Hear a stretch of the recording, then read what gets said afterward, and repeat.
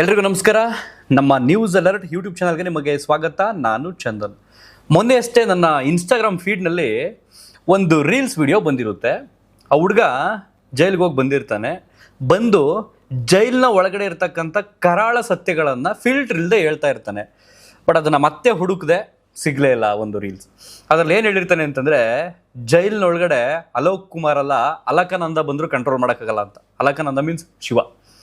So ನನಗೆ ಆ ರೀಲ್ಸ್ನ ನೋಡಿ ಮುಗಿಸಿದ ಮೇಲೆ ಅನಿಸಿದ್ದು, ಅವ್ನು ಹೇಳ್ತಿರ್ತಕ್ಕಂಥದ್ರಲ್ಲಿ 99% ಸತ್ಯ ಇದೆ ಅಂತ ಅನ್ನಿಸ್ತಿತ್ತು. ಬಹುಶಃ ಒಂದು ರೀಲ್ಸ್ನ ನೀವು ನೋಡಿರ್ತೀರಿ ಅಂತ ನಾನು ಅಂದ್ಕೊಳ್ತೀನಿ.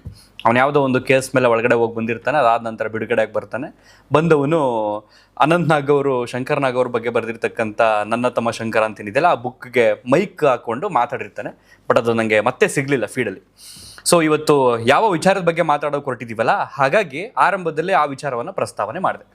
ಸೊ ಪ್ರಜ್ವಲ್ ರೇವಣ್ಣ ಅಭಿಮಾನಿಗಳು ಕೂಡ ನಮ್ಮ ಚಾನಲಲ್ಲಿ ತುಂಬ ಜನ ಇದ್ದಾರೆ ಅಂತ ನನಗೆ ನಿನ್ನೆ ವಿಡಿಯೋದಲ್ಲಿ ಅನ್ನಿಸ್ತು. ಯಾಕೆಂದರೆ ನಿನ್ನೆಯ ಹನೂರು ಎನ್ಕೌಂಟರ್ ಪ್ರಕರಣಕ್ಕೆ ಸಂಬಂಧಪಟ್ಟ ಒಂದು ವಿಡಿಯೋ ಮಾಡಿದೆ. ಅದರಲ್ಲಿ ತುಂಬ ಜನ ಪ್ರಜ್ವಲ್ ರೇವಣ್ಣ ಕೇಸ್ ಏನಾಯಿತು ಬ್ರೋ, ಹೇಗಿದ್ದಾನೆ ಅಂತೆಲ್ಲ ಕೇಳ್ತಾ ಇದ್ದಾರೆ. ಸೊ ಹಾಗಾಗಿ ಅವ್ರಿಗೆ ಕಾಳಜಿಯೋ ಅಥವಾ ಆಸಕ್ತಿಯೋ ಅಥವಾ ಈ ಒಂದು ಪ್ರಕರಣದಲ್ಲಿ ಕುತೂಹಲವೋ ಗೊತ್ತಿಲ್ಲ. ಸೊ ಹಾಗಾಗಿ ಏನಿದೆ ಅಪ್ಡೇಟ್ ಅದನ್ನು ಎಕ್ಸ್ಪ್ಲೇನ್ ಮಾಡ್ತಾ ಹೋಗೋಣ ಈ ಒಂದು ವಿಡಿಯೋದಲ್ಲಿ. ಅದಕ್ಕೂ ಮೊದಲು ಯಾರಾದರೂ ಹೊಸಬ್ರು ನಮ್ಮ ಚಾನಲ್ಗೆ ಮೊದಲ ಬಾರಿಗೆ ಭೇಟಿ ಕೊಟ್ಟು ಈ ಒಂದು ವಿಡಿಯೋನ ನೋಡೋದಕ್ಕೆ ಬಂದಿದ್ರೆ ಸಬ್ಸ್ಕ್ರೈಬ್ ಮಾಡ್ಕೊಳ್ಳಿ. ಪಕ್ಕದಲ್ಲಿರ್ತಕ್ಕಂಥ ಬೆಲ್ ಐಕನನ್ನು ಕ್ಲಿಕ್ ಮಾಡಿ. ಸೊ ಈಗ ಆರಂಭದಲ್ಲಿ ನೀವು ಗಮನಿಸಿರ್ತೀರಿ ಟೈಟ್ಲನ್ನು, ಪ್ರಜ್ವಲ್ಗೆ ಆಟ ಉಳಿದವರಿಗೆ ಸಂಕಟ ಅಂತ. ಹಾಗೆ ಆಗಿದೆ. ಕಾರಣ ಏನು ಅಂತಂದರೆ, ಆಗಸ್ಟ್ 11ನೇ ತಾರೀಕು CCB ಅಧಿಕಾರಿಗಳು ಜೈಲಿಗೆ ಎಂಟ್ರಿ ಕೊಡ್ತಾರೆ. ಹೋಮ್ ಮಿನಿಸ್ಟ್ರು ಒಪ್ಕೊಳ್ತಾರೆ, ಅದನ್ನು ನಾನೇ ಕಳಿಸಿದ್ದು. ಮಾಹಿತಿ ಬಂತು ಈ ರೀತಿ ಜೈಲಿನಲ್ಲಿ ಹಿಂಗೆ ಅಕ್ರಮವಾಗಿ ನಿಷೇಧ ಇರ್ತಕ್ಕಂಥ ಮೊಬೈಲ್ಗಳನ್ನು ಬಳಸ್ತಿರ್ತಕ್ಕಂಥದ್ದು ನನ್ನ ಗಮನಕ್ಕೆ, ನನ್ನ ಕಿವಿಗೆ ಬಿದ್ದಿದ್ದರಿಂದ ನಾನೇ CCBನ ಅಲ್ಲಿ ಕಳಿಸಿದ್ದು ಅಂತ ಒಪ್ಕೊಳ್ತಾರೆ. ಸೊ ಅದಾದ ನಂತರ CCB ಅವರಿಗೆ ಎಂಟ್ರಿ ಕೊಡ್ತಾರೆ. ಕೊಟ್ಟವರು VVIP ಸೆಲ್ಗಳಿಗೆ ಎಂಟ್ರಿ ಕೊಡ್ತಾರೆ. ಅದರಲ್ಲಿ ಪ್ರಜ್ವಲ್ ರೇವಣ್ಣ ಸೆಲ್ನಲ್ಲಿ, ಬ್ಯಾರಕ್ನಲ್ಲಿ ಇನ್ನೋರ್ವ ಅಂದರೆ ವಿಚಾರಣಾ ದಿನ ಕೈದಿ ಪ್ರತಾಪ್ ರಾಯ್ ಅನ್ನೋಂಥ ಒಬ್ಬ ವ್ಯಕ್ತಿ ಕೂಡ ಇರ್ತಾನೆ.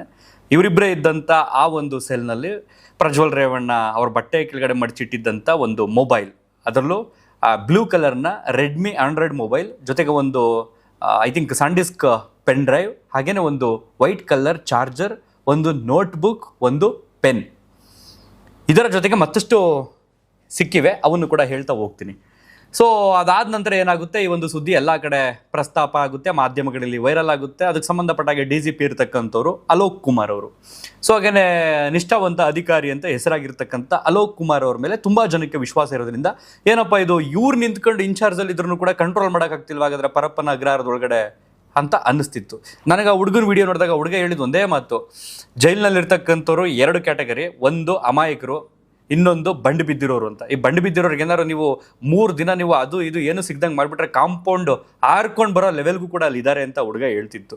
ನನಗೆ ಅವಾಗ ಒಂದು ಕ್ಷಣ ಯಾವುದೋ ಒಂದು ಸಿನಿಮಾ ನೋಡಿದಂಥ ಫೀಲ್ ಆಯಿತು. ಇನ್ನು ಜಡ್ಜ್ ಮಕ್ಕಳುಗಳವರೆಲ್ಲ ಒಂದು ಚೂರು ಏಟಾಗಂಗಿಲ್ಲ, ಅವ್ರಿಗೆ ಒಂದು ಚೂರು ನೋವಾಗಂಗಿಲ್ಲ ಅಂತಲೂ ಕೂಡ ಹುಡುಗ ಪ್ರಸ್ತಾಪ ಮಾಡಿತ್ತು ವಿಡಿಯೋದಲ್ಲಿ. ಸೊ ಅದಾದ ನಂತರ ಸ್ಟ್ರಿಕ್ಟ್ ಆಯಿತು. ಅಲೋಕ್ ಕುಮಾರ್ ಅವರು ಪ್ರಜ್ವಲ್ ರೇವಣ್ಣ ಅವರನ್ನು ನೇರವಾಗಿ ಭೇಟಿ ಆಗ್ತಾರೆ, ಕ್ಲಾಸ್ ತಗೊಳ್ತಾರೆ. ನಿನ್ನಿಂದ ನಮ್ಮ ಡಿಪಾರ್ಟ್ಮೆಂಟ್ ಮರ್ಯಾದೆ ಹೋಯ್ತು ಅಂತ. ನಾನೇನು ಮಾಡಿಲ್ಲ ಸರ್ ಅಂತ ಪ್ರಜ್ವಲ್ ರೇವಣ್ಣ ತಮ್ಮ ಸಮರ್ಥನೆ ಮಾಡ್ಕೊಳ್ಳುವಂಥ ಹೇಳಿಕೆಯನ್ನು ಕೊಡ್ತಾರಂತೆ. ಆ ಸಂದರ್ಭದಲ್ಲಿ ಇವರು, ನಿಮ್ಮ ಡ್ರಾಮಾ ನಿಲ್ಲಿಸಿ ಸಾಕು, ಡ್ರಾಮಾ ಮಾಡಬೇಡಿ ನೀವು ಜಾಸ್ತಿ. ಸೊ ಇನ್ನು ಮುಂದೆ ಎಲ್ಲ ಕೈದಿಗಳ ಥರ ನೀವು ಇರಬೇಕು. ಹಾಗೆ ಈಗ ಇನ್ನು ಮುಂದೆ ಏನಾರು ಮೊಬೈಲ್ ಬಳಸೋದು ಅದು ಇದು ಏನಾರು ಕಂಡು ಬಂತು ಅಂತಂದರೆ ಸರಿ ಬರಲ್ಲ. ಸೊ ಈಗ ಮೊಬೈಲ್ ಯಾರು ಕೊಟ್ಟಿದ್ದೆ ನಿಮಗೆ ಅಂತ ಅದನ್ನು ಹೇಳಬೇಕು, ಅದಕ್ಕೆ ಸಂಬಂಧಪಟ್ಟಾಗ ನಾವು ಎನ್ಕ್ವೈರಿ ಮಾಡಬೇಕು ಅಂತ ಪ್ರಜ್ವಲ್ ರೇವಣ್ಣ ಬಳಿ ಕೇಳ್ತಾರಂತೆ. ಇಲ್ಲ ಸರ್, ಅದು ನನ್ನ ಮೊಬೈಲ್ ಅಲ್ಲ, ನನ್ನ ಸೆಲ್ಲಲ್ಲಿ ಇನ್ನೊಬ್ಬ ಇದ್ದಲ್ಲ, ಅದು ಅವ್ನ ಮೊಬೈಲ್, ಅದು ಅವ್ನ ಮೊಬೈಲ್ನ ನಾನು ಆಗಾಗ ಬಳಸ್ತಿದ್ದೆ ಅಷ್ಟೇ ಹೊರತದು ನನ್ನದಲ್ಲ ಅಂತ ಹೇಳ್ತಾರಂತೆ. ಸೊ ಆ ಒಂದು ಮೊಬೈಲ್ನಲ್ಲಿ ಬಳಸ್ತಿದ್ದಂಥ ಸಿಮ್ ಬಂದು ಏರ್ಟೆಲ್ ಸಿಮ್ ಆಗಿದ್ಕೊಂಡು ಆಂಧ್ರ ಪ್ರದೇಶದಲ್ಲಿ ಲಾಗಿನ್ ಆಗಿರ್ತಕ್ಕಂಥ ಸಿಮ್ಮು. ಸೊ ಅಲ್ಲಿಂದ ತಗೊಂಡು ಬಂದು ಇಲ್ಲಿಗೆ ಈ ಒಂದು ಮೊಬೈಲ್ಗೆ ಕನೆಕ್ಟ್ ಮಾಡಿಕೊಂಡು ಯೂಸ್ ಮಾಡ್ತಿದ್ದಂಥ ಸಿಮ್ಮು. ಸೊ ಅದೇನೋ ಬೇಲಿನೇದು ಅಲಾಮೈತು ಅಂತ ನಾನು ಆಲ್ರೆಡಿ ಹಿಂದಿನ ವಿಡಿಯೋದಲ್ಲಿ ಹೇಳಿದ್ದೆ. ಹಾಗಾಗಿ ಆ ಮೊಬೈಲ್ ತಗೊಂಬರ್ಲಿ, ಸಿಮ್ ತಗೊಂಬರ್ಲಿ, ಏನೇ ತಗೊಂಬರ್ಲಿ, ಅಲ್ಲಿ ಮೊಬೈಲ್ ನೆಟ್ವರ್ಕ್ ಜಾಮ್ ಆಗಿರೋದ್ರಿಂದ ಯಾವುದೇ ರೀತಿಯ ನೆಟ್ವರ್ಕ್ ಸಿಗಲ್ಲ. ಆದರೂ ಕೂಡ ಜೈಲಿನ ವೈಫೈಯನ್ನು ಬಳಸ್ಕೊಂಡು ಆ ಮೊಬೈಲ್ನಲ್ಲಿ ನೆಟ್ಫ್ಲಿಕ್ಸ್ ಆಗಿರ್ಬೋದು, ಯೂಟ್ಯೂಬ್ ಆಗಿರ್ಬೋದು, ಅಮೆಝಾನ್ ಪ್ರೈಮ್ ಆಗಿರ್ಬೋದು, ಇನ್ಸ್ಟಾಗ್ರಾಮ್ ಆಗಿರ್ಬೋದು, ಫೇಸ್ಬುಕ್ ಆಗಿರ್ಬೋದು, ಎಲ್ಲವನ್ನು ಕೂಡ, ವಾಟ್ಸಪ್ ಆಗಿರ್ಬೋದು, ಎಲ್ಲವನ್ನು ಕೂಡ ಬಳಸ್ತಿದ್ರು ಅಂತಂದರೆ ಅದಕ್ಕೆ ನೆಟ್ವರ್ಕ್ ಬೇಕು. ಆ ಇಂಟರ್ನೆಟ್ ಸೌಲಭ್ಯ ಮಾಡ್ತಿದ್ದೆ ಈ ಜೈಲಿನ ಅಧಿಕಾರಿಗಳು. ಸೊ ಹಾಗಾಗಿ ಓರ್ವ ಅಧಿಕಾರಿಯನ್ನು ಈರಣ್ಣ ರಂಗಾಪುರ ಅಂತ ಅವ್ರನ್ನ ಸಸ್ಪೆಂಡ್ ಮಾಡಿದ್ರು. ಇತ್ತ ಜೈಲು SP ಅಂಶು ಕುಮಾರ್ ಅವರಿಗೆ ಶೋಕಾಸ್ ನೋಟಿಸ್ ಕೂಡ ಕಳಿಸಿದ್ರು, ಅದಕ್ಕೆ ಸಂಬಂಧಪಟ್ಟ ಕ್ಲಾರಿಟಿ ಕೊಡಿ ಅಂತ. ಹಾಗೇನೆ ಅಲೋಕ್ ಕುಮಾರ್ ಅವ್ರು ಏನು ಮಾಡೋದು, ಸ್ಟ್ರಿಕ್ಟ್ ಆಗಿ ಈ VVIP ಸೆಲ್ಲಲ್ಲಿ ಯಾರ್ಯಾರಿದಾರಲ್ಲ ಅವ್ರನ್ನ ಸ್ವಲ್ಪ ಬೇರೆ ಕಡೆಗೆ ಸ್ಥಳಾಂತರಿಸುವಂತಹ ಪ್ರಕ್ರಿಯೆಗೆ ಕೈ ಹಾಕಿದ್ರು. ಅದೇ ರೀತಿ ಪ್ರಜ್ವಲ್ ರೇವಣ್ಣ ಯಾವ VVIP ಸೆಲ್ಲಲ್ಲಿ ಇದಾರಲ್ಲ, ಬದಲಿಗೆ 20 ಜನ ಇರತಕ್ಕಂಥ ಕೈದಿಗಳ ಕೊಠಡಿಗೆ ಪ್ರಜ್ವಲ್ ರೇವಣ್ಣನ ಮೊನ್ನೆ ಶಿಫ್ಟ್ ಮಾಡಿದ್ರು. ಸೊ ಈಗ ಪ್ರಜ್ವಲ್ ರೇವಣ್ಣಗೆ ಕೊಠಡಿನಲ್ಲಿ ಇರಕ್ಕೆ ಆಗ್ತಿಲ್ವಂತೆ.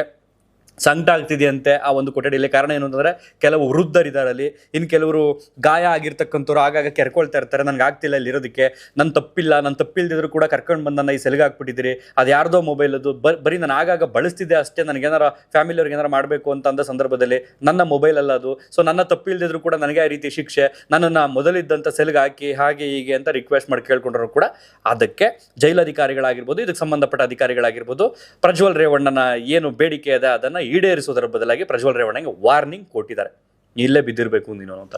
ಸೊ 20 ಜನ ವೃದ್ಧರು ಹಾಗೇನೆ 1 ಜನ ವಿಚಾರಣಾಧೀನ ಕೈದಿಗಳು ಅವ್ರು ಇರ್ತಕ್ಕಂಥ ಸೆಲ್ನಲ್ಲಿ ಪ್ರೆಸೆಂಟ್ ಪ್ರಜ್ವಲ್ ರೇವಣ್ಣ ಇದ್ದಾರೆ. ಸೊ ಇದರ ಬಿಸಿ ಯಾರಿಗೆ ತಟ್ಟಿದೆ ಅಂತಂದ್ರೆ ಈಗ VVIP ಇರ್ತಕ್ಕಂಥ ಸೆಲ್ನಲ್ಲಿ ಇರ್ತಕ್ಕಂಥ ಒಂದಷ್ಟು ಕೈದಿಗಳಿಗೆ, ಒಂದಷ್ಟು ಆರೋಪಿಗಳಿಗೆ ಈಗ ಈ ಬಿಸಿ ತಟ್ಟಿದೆ. ಅದರಲ್ಲಿ ಪವಿತ್ರ ಗೌಡ ಅವರು ನಾರ್ಮಲ್ ಆಗಿ ಅವರು ಕೂಡ VIP ಸೆಲ್ನಲ್ಲಿದ್ದರು. ಈಗ 20 ಜನ ಒಂದು ಕಡೆ 15 ಜನ ಲೇಡೀಸ್ ಕೈದಿಗಳಿರ್ತಕ್ಕಂಥ ಸೆಲ್ಗೆ ಅವರನ್ನು ಈಗ ಶಿಫ್ಟ್ ಮಾಡಿದ್ದಾರೆ. ಸೊ ಇವತ್ತು ಬೆಳಗ್ಗೆ ಈ ಒಂದು ರೇಣುಕಾಸ್ವಾಮಿಯ ಹತ್ಯೆ ಪ್ರಕರಣಕ್ಕೆ ಸಂಬಂಧಪಟ್ಟಂತೆ ವಿಡಿಯೋ ಕಾನ್ಫರೆನ್ಸ್ ಹಿಯರಿಂಗ್ ನಡೀತಾ ಇತ್ತು ಕೋರ್ಟ್ನಲ್ಲಿ. ಆ ಸಂದರ್ಭದಲ್ಲಿ ಪವಿತ್ರ ಗೌಡ ಅವರ ಆರೋಗ್ಯ ಸ್ಥಿತಿ ಹದಗೆಟ್ಟಿತ್ತಂತೆ, BP ಕಡೆ ಶುಗರು ಲೋ ಆಗಿತ್ತಂತೆ. ಸೊ ಹಾಗಾಗಿ ಆರೋಗ್ಯದಲ್ಲಿ ಏರುಪೇರಾಗಿರಿಂದ ಕಣ್ಣೀರು ಆಗ್ತಿದ್ರಂತೆ ನ್ಯಾಯಾಧೀಶರ ಮುಂದೆ. ಸೊ ಮಧ್ಯಾಹ್ನ ಮತ್ತೆ ಹಾಜರಾಗಬೇಕಾಗಿತ್ತು, ಬಟ್ ಹಾಜರು ಆಗಿಲ್ಲ. ಸೊ ಹಾಗಾಗಿ ಪರಿಣಾಮ ಇವ್ರಿಗೆ ತಟ್ಟಿದೆ. ಸೊ ಇವರು VVIP ಸೆಲ್ಲಲ್ಲಿದ್ದರು, ಇವರು ರಾಜಾತಿಥ್ಯವನ್ನು ಬಳಸ್ಕೊಳ್ತಿದ್ರಾ ಅಥವಾ ಪಡ್ಕೊಳ್ತಿದ್ರಾ ಗೊತ್ತಿಲ್ಲ. ಬದಲಿಗೆ ಈಗ ನಾರ್ಮಲ್ ಇರ್ತಕ್ಕಂಥ ಕೈದಿಗಳ ಸೆಲ್ಗೆ ಇವ್ರನ್ನ ಹಾಕಿರೋದ್ರಿಂದ ಅದೇನೋ ಒಂದೇ ವಾಶ್ರೂಮ್ ಅಂತ ಇರೋದು. ಸೊ ಬೆಳಗ್ಗೆ ಎದ್ದು ಓಡ್ಬೇಕೀಗ, ಒಂಥರ ಯಾವುದೋ ವಟಾರದಲ್ಲಿ ಮನೆ ಮಾಡ್ಕೊಂಡು ಇರೋ ಥರ ಆಗಿದೆ ಈಗ ಅಲ್ಲಿ. ಸೊ ಈ ಕಡೆ ನಟ ದರ್ಶನ್ ಅವರ ಸೆಲ್ಗೂ ಕೂಡ ಹದ್ದಿನ ಕಣ್ಣೀಗ. ಈ ಹಿಂದೆ ಆಲ್ರೆಡಿ CC ಕ್ಯಾಮರಾ ಆಗಿರ್ಬೋದು ಅಥವಾ ಒಬ್ಬರು ಸಬ್ ಇನ್ಸ್ಪೆಕ್ಟರು, ಒಂದಿಬ್ಬರು PC ಗಳು ಎಲ್ಲರೂ ಕೂಡ ನಿಯೋಜನೆ ಮಾಡಿತ್ತು ಅವರ ಒಂದು ಬ್ಯಾರಕ್ ಸುತ್ತಮುತ್ತ. ಯಾವಾಗ ಸುಪ್ರೀಂ ಕೋರ್ಟ್ ಆದೇಶ ಕೊಡ್ತು ಕಟ್ಟುನಿಟ್ಟಾಗಿ VVIP ರಾಜಾತಿಥ್ಯ ಏನಿದೆ ಅದೆಲ್ಲವನ್ನು ಕೂಡ ಇನ್ಮೇಲೆ ಬಂದ್ ಆಗಬೇಕು, ಅದಕ್ಕೆ ಸಂಬಂಧಪಟ್ಟ ಅಧಿಕಾರಿಗಳು ತಲೆದಂಡ ಆಗಬೇಕು, ಇದು ಎಲ್ಲ ರಾಜ್ಯದ ಹೈಕೋರ್ಟ್ಗಳಿಗೂ ಕೂಡ ಒಂದು ಸೂಚನೆ, ಒಂದು ರವಾನೆ ಆಗಬೇಕು ಅಂತ ಹೇಳಿದ್ರು. ಅದಾದ ನಂತರ ನಟ ದರ್ಶನ್ ಅವರ ಸೆಲ್ಗೆ ಒಂಥರ ಹದ್ದಿನ ಕಣ್ಣಿತ್ತು. ಈಗ ಮತ್ತೆ ಸ್ಟ್ರಿಕ್ಟ್ ಆಗಿದೆ ಅದು ಈ ಒಂದು ಪ್ರಕರಣದ ನಂತರ. ಸೊ ಇವತ್ತು ಮತ್ತೆ ಇನ್ನೊಂದು ಮೊಬೈಲ್ ಸಿಕ್ಕಿದೆ ಇದೇ ಪರಪ್ಪನಗರ ಜೈಲಿನಲ್ಲಿ. ಅದೇನು ನನಗಂತೂ ಅರ್ಥ ಆಗ್ತಿಲ್ಲ.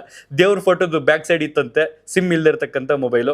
ಸಿಮ್ ಬೇಡವಲ್ಲ, ವೈಫೈ ಕನೆಕ್ಟ್ ಮಾಡ್ಕೊಂಡ್ರೆ ಸಾಕಲ್ಲ, ಆ್ಯಪ್ಗಳೆಲ್ಲ ಯೂಸ್ ಮಾಡ್ಬೋದಲ್ಲ. ಸೊ ಹಾಗಾಗಿ ಸಿಮ್ ಅವಶ್ಯಕತೆ ಏನಿಲ್ಲ. ಸೊ ಹಾಗಾಗಿ ಅದು ಯಾರ ಮೊಬೈಲು ಏನು ಎತ್ತ ಅಂತ ಈಗ ವಿಚಾರಣೆ ನಡೆಸ್ತಾ ಇದ್ದಾರೆ. ಸೊ ಆಲ್ರೆಡಿ ಈ ಹಿಂದಿನ ಪ್ರಕರಣದಲ್ಲಿ ಪ್ರಜ್ವಲ್ ರೇವಣ್ಣ A2, ಪ್ರತಾಪ್ ರೈ ಅಂತ A1 ಅಂತ ಪ್ರಕರಣ ದಾಖಲಿಸ್ಕೊಂಡಿದ್ರು. ಅವ್ರ ಬ್ಯಾರಕ್ನಲ್ಲಿ ಮೊಬೈಲ್ ಸಿಕ್ಕಿದ್ರಿಂದ ಆಗಸ್ಟ್ 11ನೇ ತಾರೀಕು CCB ಅಧಿಕಾರಿಗಳು ಎಂಟ್ರಿ ಆಗ್ತಾರೆ. ಆ ಸಂದರ್ಭದಲ್ಲಿ ಇದೆಲ್ಲ ಆಯಿತು. ಆಗಸ್ಟ್ 5ನೇ ತಾರೀಕು ಒಂದು 5-6 ದಿನಗಳ ಹಿಂದೆ ಜೈಲಿನ ಅಧಿಕಾರಿಗಳು ಹುಡುಕಾಡಿರ್ತಾರಂತೆ. ಆ ಸಂದರ್ಭದಲ್ಲಿ ಏನೂ ಸಿಗ್ಲಿಲ್ವಂತೆ, ಆ ಸಂದರ್ಭದಲ್ಲಿ ಇಲ್ಲಿ ಸಿಕ್ತು. ಸೊ ಅದಕ್ಕೆ ಹೇಳೋದು, ಅದೇನೋ ನರಿ ಹಿಡ್ಕೊಂಬ ಅಂತ ತೋಳ ಕಳಿಸ್ತಂಗೋ ಅಥವಾ ಇನ್ನೇನೋ ಹಿಡ್ಕೊಂಬ ಅಂತ ಇನ್ಯಾರನೋ ಕಳಿಸ್ತಂಗೋ ಆಗಿದೆ ಇವ್ರು ಮಾಡಿರ್ತಕ್ಕಂಥ ಎನ್ಕ್ವೈರಿ. ಸೊ ಜನಸಾಮಾನ್ಯರಂತೂ ಇಡೀ ಶಾಪ ಹಾಕಿದ್ರು, ಕ್ಯಾಕ್ರಸ್ ತುಪ್ಪಕ್ಕಂತ ಹೋಗಿತಾ ಇದ್ರು. ನಿಮಗೆ ಸರ್ಕಾರ ಸಂಬಳ ಕೊಡ್ತೈತೆ, ಜನಗಳು ಕಟ್ಟುವಂಥ ತೆರಿಗೆ ಹಣದಲ್ಲಿ ಸಂಬಳ ಬಳಸ್ಕೊಂಡು ಜೀವನ ಕಟ್ಕೊಂಡಿದ್ದೀರಿ, ನಡೆಸ್ತಾ ಇದ್ದೀರಿ, ಅದಕ್ಕೆ ನಿಷ್ಠಾವಂತರಾಗಿರೋದು ಬಿಟ್ಬಿಟ್ಟು ನೀವು ಜೈಲಿನಲ್ಲಿ ಕೈದಿಗಳು ಕೊಡುವಂಥ ಎಂಜಲು ಕಾಸು ಕೈ ಚಾಚ್ತೀರಾ ಅಂತ ಕೆಲವರಿಗೆ ಹೋಗಿತಾ ಇದ್ರು. ಈ ಒಂದು ಪ್ರಕರಣದಲ್ಲಿ ಯಾರ್ಯಾರು ಭಾಗಿಯಾಗಿದ್ದಾರಲ್ಲ ಅಂಥವ್ರಿಗೆ ಅದು ನೇರವಾಗಿ ತಟ್ಟಲಿ. ಸೊ ಇದೇ ಪ್ರಜ್ವಲ್ ರೇವಣ್ಣ ವಿಚಾರದಲ್ಲಿ ಮತ್ತೆ ಮುಂದುವರಿದು ಮಾತನಾಡಬೇಕು ಅಂತಂದರೆ, ಕಿಲಾಡಿ ಇದ್ದಾನೆ ಅಂತ ಅನ್ಸುತ್ತೆ. ಅದರಲ್ಲೂ ಈ ಹುಟ್ಟುಗುಣ ಸುಟ್ಟರು ಹೋಗಲ್ಲ ಅಂತ ಒಂದು ಗಾದೆ ಮಾತಿದೆಯಲ್ಲ, ಇದು ಅನ್ವಯ ಆಗ್ತಾ ಇದೆ. ಯಾವ ಪ್ರಜ್ವಲ್ ರೇವಣ್ಣ ಬ್ಯಾರಕ್ನಲ್ಲಿ ಒಂದು ಮೊಬೈಲ್ ಸಿಕ್ತು, ಆ ಮೊಬೈಲಲ್ಲಿ ಒಂದಷ್ಟು ಆ್ಯಪ್ಗಳಿದ್ದು, ಜೊತೆಗೆ ಅದನ್ನು ವೈಫೈ ಬಳಸ್ಕೊಂಡು ಆ ಮೊಬೈಲ್ನನ್ನು ಯೂಸ್ ಮಾಡ್ತಾ ಇದ್ರು. ಆ ವ್ಯಕ್ತಿ ನಂದು ಅಂತ ಒಪ್ಕೊಂಡ್ಬಿಟ್ಟಿದ್ದಾನೆ, ಇನ್ನೊಬ್ಬ ಇದ್ದಂಥ ವಿಚಾರಣಾಧೀನ ಕೈದಿ. ಸೊ ಪ್ರಜ್ವಲ್ ಅಲ್ಲಿ ಸೇಫ್ ಅಂತ ಹೇಳ್ಬೋದು, ಬಟ್ A2 ಆರೋಪಿಯಾಗಿ ಒಂದು ಪ್ರಕರಣದಲ್ಲಿ ಇದ್ದಾರೆ. ಹಾಗೇನೆ ಆ ಒಂದು ಡೈರಿ ಇತ್ತಲ್ಲ, ಆ ಒಂದು ಡೈರಿಯಲ್ಲಿ ಹೆಚ್ಚು ಕಡಿಮೆ ಒಂದು 34 ಮೊಬೈಲ್ ನಂಬರ್ಗಳಿದಾವಂತೆ, 34 ಜನರ ಮೊಬೈಲ್ ನಂಬರ್ಗಳು. ಸೊ ಅದಕ್ಕೆ ಕೋಡ್ ವರ್ಡ್ಗಳು, ಅದ್ರಲ್ಲಿ ಮೋರ್ ದೆನ್ 10ರಿಂದ 15 ಜನ ಹುಡುಗಿರ್ ನಂಬರು. ಏನಪ್ಪ ಇದು, ಜೈಲಿಗೆ ಕಳಿಸುವಂಥದ್ದು ಬದಲಾಗಲಿ, ಶಿಕ್ಷೆಗೆ ಅನುಗುಣವಾಗಿ ಮುಂದಿನ ಜೀವನದಲ್ಲಿ ಮನ ಪರಿವರ್ತನೆಯಾಗಿ ಆಚೆಗೆ ಬಂದು ನಾರ್ಮಲ್ ಆಗಿ ಜೀವಿಸ್ಲಿ ಎಲ್ಲರ ಥರ ಅಂತ ಅಂದ್ಕೊಂಡ್ರೆ, ಯಾವ ಪ್ರಕರಣಕ್ಕೆ ಸಂಬಂಧಪಟ್ಟಾಗಿ ಅವರು ಒಳಗಡೆ ಹೋಗಿದ್ರು ಅದೇ ಶೋಕಿ ಅಲ್ಲೂ ಮುಂದುವರಿಯುತ್ತೆ ಅಂತಂದರೆ ಜೀವಾವಧಿ ಅಲ್ಲ, ಪರ್ಮನೆಂಟ್ ಆಗಿದ್ರು ಏನು ತೊಂದರೆ ಇಲ್ಲ ಅಂತ ಅನಿಸ್ತಾ ಇದೆ. ಸೊ ಹೆಚ್ಚು ಕಡಿಮೆ 10ರಿಂದ 14 ಜನ ಲೇಡೀಸ್ ಮೊಬೈಲ್ ನಂಬರ್ ಇತ್ತಂತೆ. ಹಾಗೇನೆ ಅವರ ತಂದೆಯ ಹೆಸರನ್ನ, ಅಂದರೆ ರೇವಣ್ಣ ಅವರ ಹೆಸರನ್ನ ಶಿವಯ್ಯ ಅಂತ ಬರೆದಿಟ್ಕೊಂಡು ಕೋಡ್ ವರ್ಡ್ ಮಾಡ್ಕೊಂಡಿರ್ತಕ್ಕಂಥದ್ದು, ಅವ್ರ ತಾಯಿ ಭವಾನಿ ರೇವಣ್ಣ ಅವರ ಹೆಸರನ್ನ ಪಾರ್ವತಿ ಅಂತ ಬರೆದಿಟ್ಕೊಂಡಿರ್ತಕ್ಕಂಥದ್ದು ಒಂದು ಕೋಡ್ ವರ್ಡ್ ಕಂಡು ಬಂದಿದೆ. ಸೊ ಇನ್ನು ಹಾಗೇನೆ ಈ ರೂಪದರ್ಶಿಯರು ಅಂತ ಹೇಳ್ತೀವಿ ನಾವು, ಮಾಡೆಲ್ಸ್ಗಳು ಅಂತ, ಈ ಬಿಕ್ನೆ ಹಾಕೊಂಡಿರ್ತಕ್ಕಂಥ ಒಂದಷ್ಟು ಫೋಟೋಗಳು ಮಾಡೆಲ್ಸ್ಗಳದು ಆಗಾಗ ಈ 15 ದಿನಕ್ಕೊಂದ್ಸಲನೋ 1 ತಿಂಗಳಿಗೊಂದ್ಸಲನೋ ಬಿಡುಗಡೆ ಆಗ್ತವೆ ಆ ಥರ ಬುಕ್ಗಳು. ಜೊತೆಗೆ ಪೇಪರಲ್ಲೂ ಕೂಡ ಬಂದ್ಬಿಡ್ತವೆ. ಅದರಲ್ಲಿ ಆ ಪೇಪರ್ ಕಟಿಂಗ್ಸ್ ಮಾಡ್ಕೊಂಡು ಬಿಕ್ನೆ ಹಾಕಿರ್ತಕ್ಕಂಥ ಒಂದಷ್ಟು ಹೆಣ್ಮಕ್ಳ ಆ ಮಾಡೆಲ್ಗಳ ಪೇಪರ್ ಕಟಿಂಗ್ಸ್ ಕೂಡ ಅಲ್ಲಿ ಸಿಕ್ಕಿದೆ. ಇನ್ನು ಆ ಪೆನ್ ಡ್ರೈವ್ ಏನಿತ್ತಲ್ಲ, ಪೆನ್ ಡ್ರೈವ್ ಇದೆ ಅಂದ ತಕ್ಷಣನೇ ನಿಮಗೂ ಅನ್ಸಿರುತ್ತೆ, ಅವತ್ತು ಪ್ರತಿಯೊಬ್ಬರಿಗೂ ಅನ್ಸಿರುತ್ತೆ ಪಕ್ಕ ಅದರಲ್ಲಿ ಏನಾರ್ತಕ್ಕಂಥ ಅಶ್ಲೀಲ ವಿಡಿಯೋಗಳು ಇರಬಹುದಾ ಅಂತ. ಅಫ್ಕೋರ್ಸ್ ಇದ್ವಂತೆ. ಸೊ ಹಾಗಾಗಿ ಜೈಲಿನಲ್ಲಿ ಇವರು, ನಾವು ನೀವು ಅನ್ಕೊಂಡಿದ್ದೋ ಪ್ರಜ್ವಲ್ ರೇವಣ್ಣಗೆ ಒಂದು ಕೆಲಸ ಕೊಟ್ಟಿದ್ದಾರಂತೆ ಜೈಲಿನಲ್ಲಿ, ಲೈಬ್ರರಿಯಲ್ಲಿ ಕೆಲಸ ಮಾಡ್ತಕ್ಕಂಥದ್ದು, ಅಂದರೆ ಪುಸ್ತಕಗಳನ್ನು ಬರ್ಕೊಳ್ಳೋದು, ಯಾರು ತಂದ್ಕೊಟ್ರು ಯಾರು ತೊಗೊಂಡೋದ್ರು ಓದೋದಕ್ಕೆ, ಅದಕ್ಕೆ ಸಂಬಂಧಪಟ್ಟಂಗೆ ಕುತ್ಕೊಂಡು ಮಾಡೋಂಥ ಕೆಲಸ, ಒಂದಿಷ್ಟು ಸಂಬಳ ಅಂತೆ, ಒಂದು 500 ರೂಪಾಯಿನೋ 600 ರೂಪಾಯಿನೋ ಪರ್ ಡೇಗೆ ಅನ್ನೋ ಥರ ಇತ್ತು. ಬಟ್ ಇಲ್ಲಿ ಪ್ರಜ್ವಲ್ ರೇವಣ್ಣ ಕೆಲಸಕ್ಕೆ ಎಂಟ್ರಿ ಆಗ್ತಿಲ್ವಂತೆ. ನಾನು ಜಸ್ಟ್ ಒಂದು ಲೀಗಲ್ ಟೀಮ್ ಹತ್ರ ಮಾತಾಡ್ತಾ ಇದ್ದೆ, ಈಗ ಒಂದು ಅರ್ಧ ಗಂಟೆ. ಅವರು ಶುಕ್ರವಾರ ಪರಪ್ಪನಗರ ಜೈಲಿಗೆ ಯಾವುದೋ ಒಂದು ಕೇಸ್ಗೆ ಸಂಬಂಧಪಟ್ಟಾಗೆ ಹೋಗಿದ್ದಾರೆ. ಅಲ್ಲಿ ಪ್ರಜ್ವಲ್ ರೇವಣ್ಣ ಅವರನ್ನು ನೋಡಿದ್ದಾರೆ. ಸೊ ನಾರ್ಮಲ್ ಸಿವಿಲ್ ಡ್ರೆಸ್ಸಲ್ಲೇ ಇದ್ದಾರಂತೆ, ಕೈದಿ ಡ್ರೆಸ್ ಹಾಕಿಲ್ಲ. ಜೊತೆಗೆ ಆ ಲೈಬ್ರರಿ ಕೆಲಸಕ್ಕೂ ಹೋಗ್ತಲ್ಲ. ಶುಕ್ರವಾರ ಏನಾವತ್ತೇನೋ ವೀಕ್ ಆಫ್ ಆವತ್ತೇನೋ ಕೆಲಸಕ್ಕೆ ಹೋಗ್ತಿಲ್ವಂತೆ, ನಾರ್ಮಲ್ ಆಗೇ ಇದ್ದಾರೆ. ಸೊ ನಾವು ಈ ಒಂದು ಆ ಜೈಲಿನ ಕಟ್ಟಡದ ಹೊರಗಡೆ ಇರ್ತಕ್ಕಂಥವ್ರು ಹಾಗಾಗಿರ್ಬೋದು ಹೀಗಾಗಿರ್ಬೋದು ಅಂತ ಅನ್ಕೊಳ್ತಾ ಇರ್ತೀವಿ. ಬಟ್ ನನಗನ್ನಿಸ್ದಾಗೆ ಅವರು ಯಾವಾಗ ಹೇಳಿಕೆ ಕೊಟ್ರಲ್ಲ, ಆ ಹುಡುಗ ಹೇಳ್ತಲ್ಲ, ಅಲ್ಲಿ ಅಲೋಕ್ ಕುಮಾರ್ ಅಲ್ಲ ಅಲಾಕಾನಂದ ಬಂದ್ರು ಬದಲು ಮಾಡೋಕ್ಕಾಗಲ್ಲ ಅಂತ ಇವಾಗ ಅನ್ನಿಸ್ತಾ ಇದೆ. ನನಗೆ ಎರಡು ಕೂಡ ಸಿಂಕ್ ಆಯ್ತು. ಹುಡುಗ ಹೇಳಿದ ಒಂದು ರೀಲ್ಸು, ಜೊತೆಗೆ ಲೀಗಲ್ ಟೀಮ್ ಮೊನ್ನೆ ಹೋಗಿ ಬಂದವ್ರು, ಯಾವುದೋ ಒಂದು ಕೇಸ್ಗೆ ಸಂಬಂಧಪಟ್ಟಂಗೆ ಅವ್ರು ಹೇಳಿದ್ದು ಶುಕ್ರವಾರ ಹೋಗಿ ಬಂದವ್ರೆ. ಇವತ್ತು ಯಾವ ವಾರ? ಸೋಮವಾರ, ಶುಕ್ರವಾರ, ಶನಿವಾರ, ಭಾನುವಾರ. ಈ ಒಂದು ಪ್ರಕರಣ ಇನ್ಸಿಡೆಂಟ್ ಆಗಿದ್ದು ಆಗಸ್ಟ್ 11ನೇ ತಾರೀಕು CCB ಅಧಿಕಾರಿಗಳು ಎಂಟ್ರಿ ಆಗಿದ್ದು. 12ನೇ ತಾರೀಕು ನಿಮಗೆ ಸುದ್ದಿ ಗೊತ್ತಾಗಿದ್ದು ಹೊರಗಡೆ. ಸೊ ಶುಕ್ರವಾರ ಅಂದರೆ ಮೊನ್ನೆ ಸ್ವಾತಂತ್ರ್ಯ ದಿನಾಚರಣೆ ಹಿಂದಿನ ದಿನ. ಸೊ ಹಾಗಾಗಿ ಬದಲಾಗಿಲ್ಲ ಅಂತ ಅನಿಸ್ತಾ ಇದೆ. ಸೊ ಸಿವಿಲ್ ಡ್ರೆಸ್ಸಲ್ಲಿ ಇದ್ದಾರೆ, ಕೈದಿ ಡ್ರೆಸ್ ಹಾಕಿಲ್ಲ, ಲೈಬ್ರರಿ ಕೆಲಸಕ್ಕೂ ಕೂಡ ಹೋಗ್ತಾ ಇಲ್ಲ. ಸೊ ಸಿಕ್ಕಂಥ ಪೆನ್ ಡ್ರೈವ್ನಲ್ಲಿ ಒಂದಷ್ಟು ಅಶ್ಲೀಲ ವಿಡಿಯೋಗಳು, ರೂಪದರ್ಶಿಗಳ ಪೇಪರ್ ಕಟ್ಟಿಂಗ್ಸು, ಒಂದಷ್ಟು ಹುಡುಗಿಯರ ನಂಬರು, ಅದಲ್ಲದೆ ಒಂದು ಮೊಬೈಲ್ನಲ್ಲಿ ಮಾತಾಡ್ತಕ್ಕಂಥ ವಿಡಿಯೋ ವೈರಲ್ ಆಯಿತು. ಒಂದು 40 ಸೆಕೆಂಡ್ದು ಕಮ್ಔಟ್, ಆಚೆ ಕಡೆ ಬಾಂದಿನೋ ಅವ್ರು ತುಂಬ ಬೇಜಾರಾಗಿದ್ದಾರೆ, ಅಳ್ತಾ ಇದ್ದಾರೆ ಗೊತ್ತಾ ಅನ್ನೋ ಥರ ಒಂದು ವಿಡಿಯೋ. ಅದೇನೋ ಈ ಹಿಂದೆ ಅಂದರೆ ಇವರು ಜೀವಾವಧಿ ಶಿಕ್ಷೆ ಆದೇಶ ಬರೋದಕ್ಕಿಂತ ಮೊದಲು ವಿಚಾರಣಾ ದಿನ ಕೈದಿ ಆಗಿದ್ದಲ್ಲ, ಆ ಸಂದರ್ಭದಲ್ಲಿ ಮಾತಾಡಿದ್ದಂಥ ವಿಡಿಯೋ ಅಂತೆ. ಅದನ್ನು ಪ್ರೆಸೆಂಟ್ ಈಗ ವೈರಲ್ ಆಗಿದೆ ಎಲ್ಲ ಕಡೆ ಅನ್ನುವಂಥದ್ದು ಕೆಲವರ ಅಭಿಪ್ರಾಯ, ವಾದ. ಸೊ ಒಟ್ಟಾರೆಯಾಗಿ ಪ್ರಜ್ವಲ್ ರೇವಣ್ಣ ಸೆಲ್ಲಲ್ಲಿ ಮೊಬೈಲ್ ಸಿಕ್ತು, ಪೆನ್ ಡ್ರೈವ್ ಸಿಕ್ತು, ಅದು ಸಿಕ್ಕಿದ ನಂತರ ಬೇರೆ ಬೇರೆ ಸೆಲ್ಗಳಲ್ಲಿ ಈಗ ಹದ್ದಿನ ಕಣ್ಣಿಡುವಂಥ ಸ್ಥಿತಿ ಬಂದಿದೆ. ಅದು ಕೆಟ್ಟದ್ದ? ನೋ, ನೆವರ್, ಒಳ್ಳೇದೇ. ಹದ್ದಿನ ಕಣ್ಣು ಕೇವಲ ಪ್ರಜ್ವಲ್ ರೇವಣ್ಣಗಲ್ಲ, ಅಲ್ಲಿರ್ತಕ್ಕಂಥ VIP ಪ್ರತಿಯೊಬ್ಬರ ಸೆಲ್ನಲ್ಲೂ ಕೂಡ ಹದ್ದಿನ ಕಣ್ಣು ಇರಲೇಬೇಕು. ಯಾಕೆ ಜೈಲಿಗೆ ಹಾಕೋದು ಅಂತಂದರೆ ಬದಲಾಗಲಿ, ಶಿಕ್ಷೆ ನೋಡಿ ಸಾಕಪ್ಪ ಇದು ಒಂದು ತಪ್ಪು ಮಾಡ್ದಂಗೆ ಮನಸ್ಥಿತಿ ಬರಲಿ ಅಂತ. ರಾಜಾತಿಥ್ಯ ಪಡ್ಕೊಂಡು ಒಳಗಡೆ ಶೋಕಿ ಮಾಡ್ಕೊಂಡಿರ್ತಾರೆ, ಅದು ಯಾರಾದರೂ ಆಗಿರಲಿ, ತಪ್ಪೇ ಅಲ್ವಾ? ಸೊ ಹಾಗಾಗಿ ಜೈಲು ಅಧಿಕಾರಿಗಳು ನಿಷ್ಠೆಯಿಂದ ಕೆಲಸ ಮಾಡ್ತಾರೆ ಅಂತ ನಾವು ಅಂದ್ಕೊಂಡಿದ್ದೀವಿ. ಆದರೆ ಜೈಲಿನ ಶಿಕ್ಷೆ ಅನುಭವಿಸಿ ಬಂದಂಥ ಹೊರಗಡೆ ಬಂದಿರತಕ್ಕಂಥ ಕೆಲವರ ಅಭಿಪ್ರಾಯಗಳನ್ನು ಕೇಳಿದಾಗ ನಿಜಕ್ಕೂ ನಂಬಿಕೆಯೇ ಬರ್ತಿಲ್ಲ. ಇದಿಷ್ಟು ಹೇಳ್ತಾ ಈ ಒಂದು ವಿಡಿಯೋನಲ್ಲಿ ಮುಗಿಸ್ತಾ ಇದ್ದೀನಿ. ಆ್ಯಂಡ್ ಇನ್ನೊಂದು ನಟ ದರ್ಶನ್ ಅವರು 59ನೇ CCH ಕೋರ್ಟ್ನಲ್ಲಿ ಇವತ್ತು ವಿಚಾರಣೆ ಇತ್ತು, ಒಂದು ವಿಚಾರಕ್ಕೆ ಸಂಬಂಧಪಟ್ಟಾಗೆ. ಅಂದರೆ ಫಿಸಿಕಲ್ ಪ್ರೆಸೆನ್ಸ್ ಬೇಕು, ಅಂದರೆ ಸಾಕ್ಷಿ ವಿಚಾರಣೆ ನಡೆಯುವಂಥ ಸಂದರ್ಭದಲ್ಲಿ ಅಥವಾ ಈ ಒಂದು ಕೇಸ್ಗೆ ಹಿಯರಿಂಗ್ ನಡೆಯುವಂಥ ಸಂದರ್ಭದಲ್ಲಿ ವಿಡಿಯೋ ಕಾನ್ಫರೆನ್ಸ್ ಮೂಲಕ ಈಗ ಪರಪ್ಪನಗರ ಜೈಲಲ್ಲಿ ಅವ್ರ ಮುಂದೆ ಒಂದು ವಿಡಿಯೋ ಕಾನ್ಫರೆನ್ಸ್ ಆಗುತ್ತೆ. ಅದು ನ್ಯಾಯಾಧೀಶರು ಇಲ್ಲಿ ಕೋರ್ಟ್ನಲ್ಲಿ ಕುತ್ಕೊಂಡು ಅಬ್ಸರ್ವ್ ಮಾಡ್ತಾ ಇರ್ತಾರೆ. ಸೊ ನನಗೆ ಫಿಸಿಕಲ್ ಪ್ರೆಸೆನ್ಸ್ ಬೇಕು, ನನಗೆ ಅಲ್ಲಿ ನೇರವಾಗಿ ಬಂದು ಹೇಳಿಕೆ ಕೊಡೋ ಥರ ಬೇಕು ಅಂತ ಅರ್ಜಿಯನ್ನು ಹಾಕ್ಕೊಂಡಿದ್ರು. ಆ ಅರ್ಜಿಯ ಆದೇಶವನ್ನು ಕೋರ್ಟ್ ಇವತ್ತು ವಜಾ ಮಾಡಿದೆ.